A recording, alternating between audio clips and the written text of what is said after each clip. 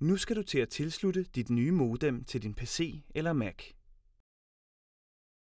Hvis du har købt mobilt bredbånd i en Telenor-butik, så har du fået en æske med modemmet og en kuvert med SIM-kortet med fra butikken. Hvis du har købt mobilt bredbånd online, så er æsken og kuverten blevet sendt hjem til dig hver for sig. Hvis din computer har indbygget 3G-modem, så kan du sætte SIM-kortet direkte i computeren. På mange bærbare computere gøres det ved at fjerne batteriet og sætte SIM-kortet ind i computeren, hvorefter du sætter batteriet fast igen. Derefter skal du bruge computerens egen software til at installere det indbyggede modem med. Er du i tvivl om, hvordan du sætter SIM-kortet i, så se computerens manual. Hvis du ikke har indbygget 3G-modem, så skal du bruge dit nye modem sammen med computeren.